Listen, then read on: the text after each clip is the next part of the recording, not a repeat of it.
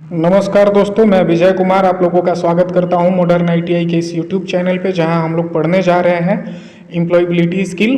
क्योंकि second year में ये इसका एग्ज़ाम होने वाला है, आप सभी को पता है। तो निमी ने कुछ क्वेश्चन जारी किया है, उसी क्वेश्चन को हम सॉल्व करेंगे चैप्टर 1 का। चलिए शुरू करते हैं। Question number 1, the plumber dash the pipe yesterday. अब देखिए, यस्टरडे यानी बीता हुआ कल, इसी से पता चल रहा है कि ये पास्ट की बात है। तो पास्ट की बात है तो यहाँ हम अगर रिपेयर्ड लगा सकते हैं, लेकिन रिपेयर्ड लगाने पे ये होगा कि the plumber repaired the pipe yesterday, यानी प्लम्बर ने कल पाइप को ठीक किया। लेकिन अगर आप वाज रिपेयर्ड लगाते हैं तो ये सेंटेंस थोड़ा बढ़िया बन जाएगा, क्योंकि the plumber was repaired the pipes yesterday, यानी कि कल प्लम्बर ने पाइप का मरम्मत किया था। तो यहाँ ऑप्शन डी सही होगा, इस चीज को याद रखिए, ऑप्शन डी वाज रिपेयर्ड। अगले सवाल की तरफ चलते हैं। Kumar dash a good carpenter. भैया कुमार सिंगुलर पर्सन है और सिंगुलर के साथ हमेशा आप इज लगाते हैं, इतना तो मालूम होगा आप लोगों को। चलिए, Kumar is a good carpenter, Kumar एक बढ़िया कारपेंटर है। अगले सवाल की तरफ चलते हैं। Come tomorrow and fix the door knob, this sentence is. कल आइए और डोर नॉब को ठीक कर दीजिए या फिक्स कर दीजिए, किस तरह का सेंटेंस है? इंट्रोगेटिव नहीं होगा, एक्सक्लामेटरी भी नहीं होगा और डी भी नहीं होगा, ऑप्शन बी इंपरेटिव। देखिए, इंपरेटिव का मतलब क्या होता है?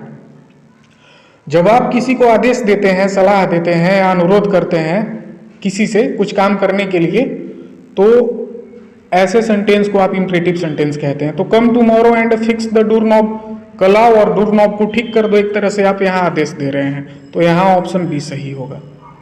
चलिए अगले सवाल को देखते हैं। How effective the CTS training scheme has been, this sentence is.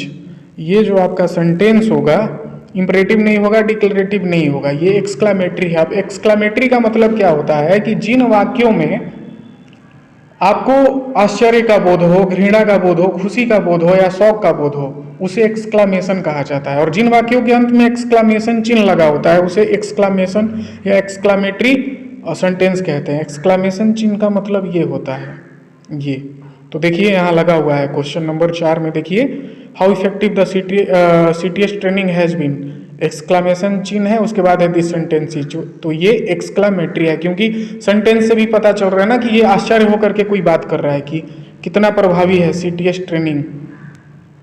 Question number 5, when you speak to your supervisor you should be polite and formal. कह रहा है कि क्या जब आप अपने सुपरवाइजर से मिलेंगे तो आपको पोलाइट और फॉर्मल होना चाहिए, ठीक है? तो ये ट्रू है कि हम जब भी अपने सुपरवाइजर से मिलेंगे तो पोलाइट रहेंगे और फॉर्मल रहेंगे। मैंने बताया था फॉर्मल के बारे में, यहाँ ऑप्शन ए सही होगा। चलिए अगला क्वेश्चन है। While addressing your boss you should B, जब आप अपने बॉस को संबोधित करेंगे तो आपको कैसा होना चाहिए? जाहिर सी बात है कि जब भी हम किसी ऑफिशियल या सीनियर से बात करेंगे तो मैंने बताया कि हम हमेशा फॉर्मल तरीके से बात करेंगे। ऑप्शन सी सही होगा, याद रखिएगा, भूलने वाली चीज़ नहीं ये सब। अगले सवाल की तरफ चलते हैं।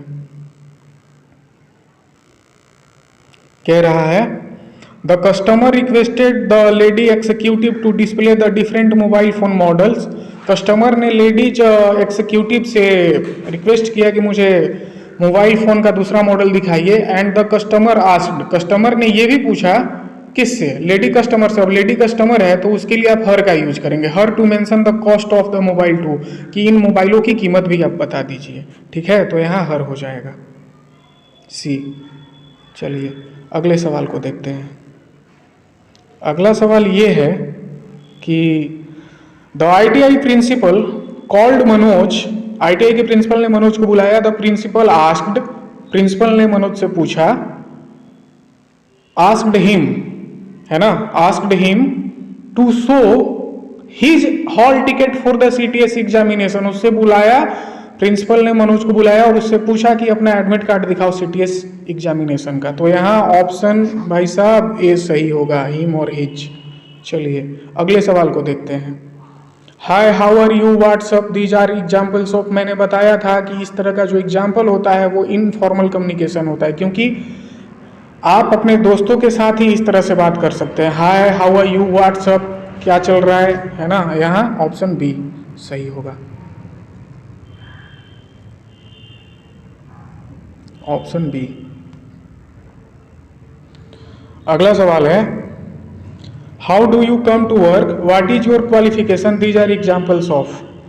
आप यहाँ कैसे काम करते हैं, व्हाट इज योर क्वालिफिकेशन, आपकी क्वालिफिकेशन क्या है, ये किस तरह का उदाहरण है। तो ये है फॉर्मल कम्युनिकेशन का, कोई आपसे पूछ सकता है, ठीक है, इसे भूलिएगा मत। ये जो है ऑप्शन ए सही होगा, फॉर्मल कम्युनिकेशन। चलिए अगले सवाल की तरफ चलते हैं।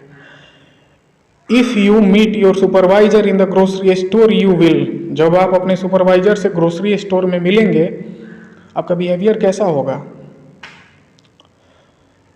Turn your face and go away, sir घुमाएंगे और दौड़ के भाग जाएंगे। अरे नहीं यार, सीनियर है, थोड़ी बहुत रिस्पेक्ट देनी है उसको, आप उससे फॉर्मल तरीके से मिलेंगे, है ना। यहाँ ऑप्शन सी सही होगा, ग्रीट हिम या हर फॉर्मली, ऑप्शन सी सही होगा। चलिए अगले सवाल को देखते हैं। अगला सवाल है, when you borrow screwdriver from a trainee you should say, जब आपको एक ट्रेनी से स्क्रू ड्राइवर मांगना होगा आपको क्या कहना चाहिए। आप ये कहेंगे, can you give me your screw driver, क्या तुम मुझे अपना स्क्रू ड्राइवर दे सकते हो। ये प्रॉपर तरीका है स्क्रू ड्राइवर मांगने का। आप ये नहीं कहेंगे what a nice screw driver you have, कितना बढ़िया स्क्रू ड्राइवर है तुम्हारा, ऐसे नहीं कह सकते हैं, ठीक है ना। तो यहाँ जो हमारा ऑप्शन होगा वो कौन सा होगा, बी, ये। चलिए द कंपनी, अगला सवाल है, the company asked the carpenter to design a box with the given dimension. Company ने कारपेंटर को एक डायमेंशन दिया और कहा कि इस डायमेंशन का एक डिजाइन बनाइए, एक बॉक्स बनाइए इस डायमेंशन का।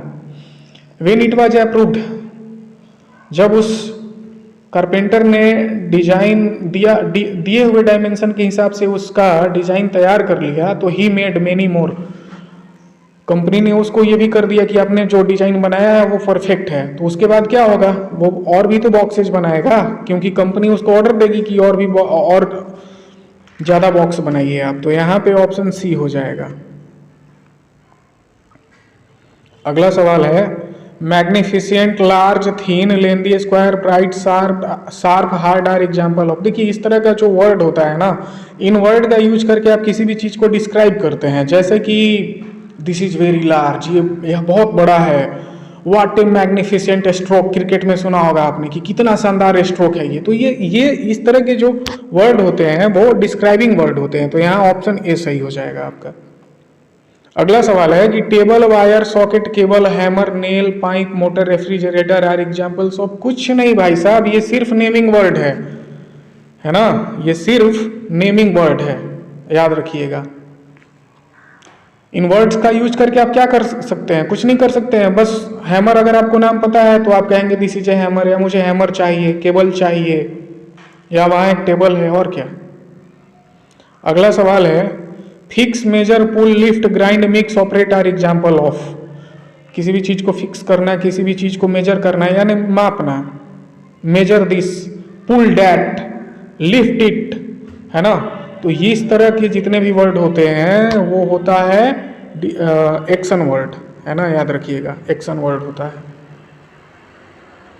चलिए अगला सवाल है, comma, full stop, question mark are example of.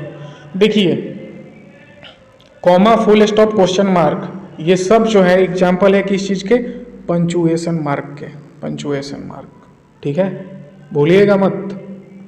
Exam आपका बहुत नज़दीक है, ऑनलाइन एग्जाम देना है, खास करके जो छात्र 19 से 21 के हैं।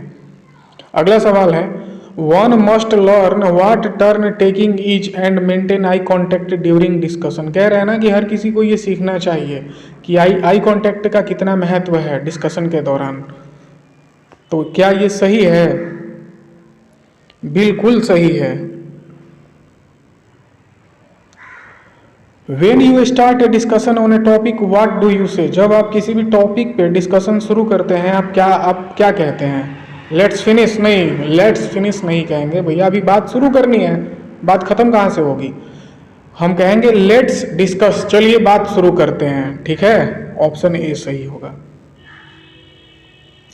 अगला सवाल है, अगला सवाल है कि how do you express A personal view. आप खुद के नज़रिए से किसी भी चीज़ को कैसे एक्सप्रेस करेंगे।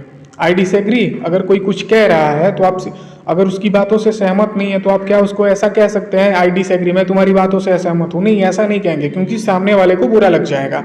हम कहेंगे इन माई एक्सपीरियंस, सर जहाँ तक मुझे अनुभव है कि इस काम को ऐसे नहीं ऐसे करते हैं, है ना। तो यहाँ ऑप्शन ए सही होगा, इन माई एक्सपीरियंस। चलिए अगला सवाल, व्हाट डू यू से व्हेन यू पोलाइटली डिसएग्री। आप क्या कहेंगे जब आप किसी की बात से असहमत हैं।